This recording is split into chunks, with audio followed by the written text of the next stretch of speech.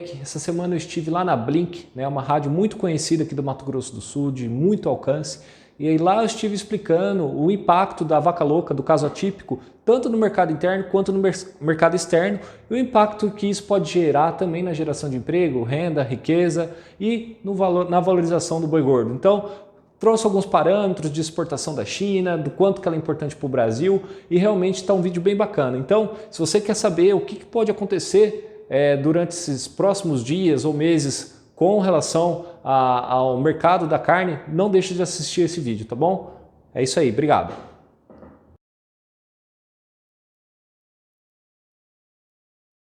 Pessoal, como é que funciona, por exemplo, essa questão de um caso confirmado de vaca louca? Porque, assim, a gente tem esse nome comum, vaca louca, né? Mas a gente sabe aí da importância e de todo o cuidado que muitos produtores têm com o seu rebanho.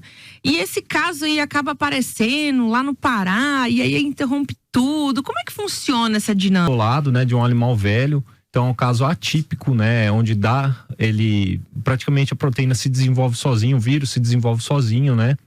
A vaca louca tem uma forma somente dela ser diagnosticada, né, quando ela ingere alimento de origem animal, né, ou quando ela desenvolve, vamos dizer assim, através da idade dela, né, animais adultos, velhos, vão ter esse diagnóstico, né, vamos dizer assim, isolado, né, no caso atípico, tá bom? Uhum. E aí foi diagnosticado no Pará e lá foi já tratado o caso de forma isolada, foi enviada essa amostra para a OMS, né, para o laboratório do Canadá, e é um acordo entre a China e o Brasil de fazer esse autoembargo das exportações até que o laboratório do Canadá tem o laudo oficial, tá? Uhum. O laudo no Brasil já teve, tá? Que é o laudo que já comprova que é um caso atípico, né? Que não transmite para o ser humano nem nada. Sim. Então, somente é um acordo sanitário, eu digo que até mal feito em 2015, né? Que ele trata de um autoembargo assim que diagnosticado vaca louca, sendo atípica ou típica, né? Então, é realmente uma coisa que o ministro da Agricultura falou que vai tratar esse assunto lá na China para que não tenha mais esse autoembargo no caso atípico, né? Que realmente não tem risco sanitário nenhum para o rebanho brasileiro, tá? Sim. E com relação aos cuidados que os pecuaristas têm, desde 2004, 2005, já é proibido por lei, né, os pecuaristas darem ração de proteína animal, né, para o rebanho, que é onde se desenvolve o vírus, né? Então, realmente, essas tratativas e o Ministério da Agricultura tem muito respaldo e eles são muito sérios e comprometidos com relação a isso, né, os pecuaristas, porque sabem da incidência de uma doença dessa no rebanho e o quanto que desvaloriza a nossa carne. Só para vocês terem uma noção, a partir do momento que foi feito esse autoembargo, todas as plantas da China suspenderam compra de gado, suspenderam as exportações, e isso refletiu em férias coletivas, né? E se a gente continuar com essas restrições, a gente pode ter uma demissão em massa de pessoas que trabalham nesses frigoríficos, né? Porque os frigoríficos não vão ter dinheiro para pagar a folha, né? Então, é uma coisa que o Brasil tá levando muito a sério. A gente tem visto a China como bons olhos, né? Faz muitos anos, né, que o Brasil tem visto. E realmente 40% da demanda interna do que a China importa vem do Brasil, né? Então, realmente tem uma ligação muito grande aí do agro com a China. Além, claro, das demissões em massa, que você falou que é o que pode acontecer, a gente não tá falando que vai acontecer, tá, gente? A gente tá falando que num período muito longo, essa parada de exportação pode ser que aconteça. Mas aqui pro mercado brasileiro, né?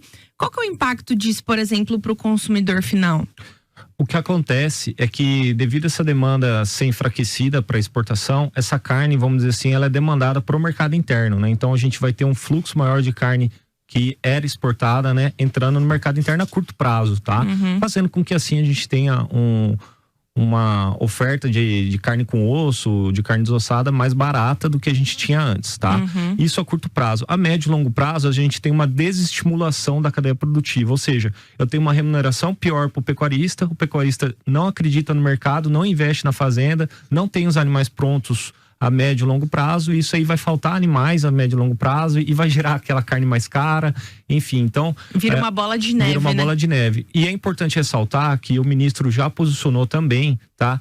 que ele já conversou com o embaixador chinês e que realmente isso aí vai ser a curto prazo, né? Ele espera que até em março resolva e já volte essas exportações com o laudo oficial saindo, parece que sai essa semana o laudo oficial do Canadá, e aí a gente já restabelece as exportações assim que a China liberar, tá? Então, mas é realmente agora uma tratativa mais política do que técnica, tá? Do que técnica. Em 2019 nós tivemos um caso semelhante, tá?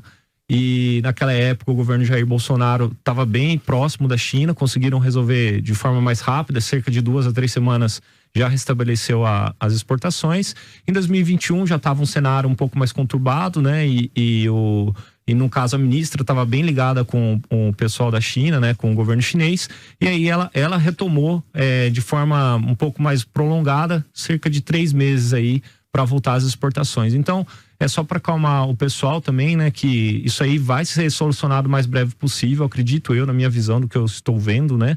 E a gente vai ter sim um estímulo, né, para que os frigoríficos continuem sua produção, empregando, gerando mais renda, mais riqueza para todos, né? Que é muito importante. Nunca fui em frigoríficos, né, americanos, mas tem vários amigos que trabalham lá nos Estados Unidos e quando eles mandam fotos, falam um pouco da rotina, como que são os frigoríficos lá, eu falo, gente, isso não entra na minha cabeça, porque aqui no Brasil é praticamente 10 vezes mais exigências. Eu falo muito que é mais fácil você entrar num hospital do que entrar num frigorífico, tá? Claro, a pandemia criou-se uma série de restrições, né? Sim. Mas no Brasil já era muitas restrições, né? Então a gente tem que colocar roupa branca, a gente tem que colocar uma galocha branca, né? Tem que trocar toda a sua vestimenta, né? A gente entra, eu no caso uso barba, eu tenho que usar máscara, né? Tem que usar, a gente fala touca ninja, né? Para proteger tudo aqui, capacete.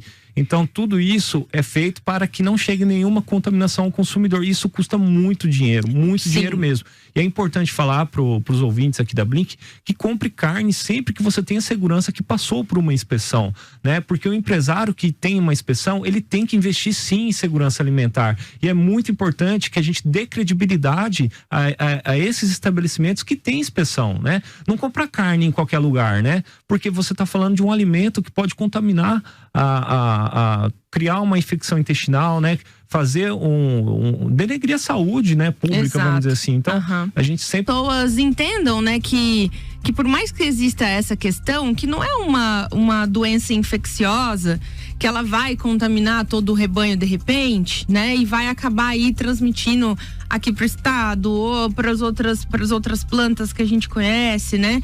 Porque às vezes assusta, né? Sim, às vezes assusta e isso é importante a gente falar para as pessoas. Esse nome, ele já traz a gente uma coisa assim repugnante, né? Então assim, vaca louca, você fala, não tem nada Deus. disso, vamos dizer assim, vamos correlacionar, é praticamente um Alzheimer da vaca, né? Vamos dizer assim, não, né? Claro que não, uma comparação bem esdrúxula, mas é realmente para vocês não ficarem tranquilos, isso não transmite pro ser humano, tá? E eu falo sempre que quanto no agro, né, tem aquele ditado, né? Quando você entra no restaurante, você não quer mais comer o prato. E no agro é o contrário, né? Quanto mais eu conheço o agro, o setor, né, o envolvimento da pecuária em si, em todos os setores, todos os segmentos como pecuarista, frigorífico, açougues, eu como mais carne mais tranquilo, né? Porque eu sei da seriedade, do compromisso desse estabelecimento, dos órgãos reguladores, né? Do Ministério da Agricultura, né? De todos os órgãos que fiscalizam a Iagro, aqui no caso do Mato Grosso do Sul. Então, podem ficar tranquilo. A gente torce para que se restabeleça, até porque a China, a gente exporta uma carne que não ficaria, vamos dizer assim, no nosso mercado, que é uma carne mais magra, vamos dizer assim, né? Um boi sem acabamento, que a gente fala, né? Então, realmente, para o Mato Grosso do Sul é muito importante para a geração de emprego e renda.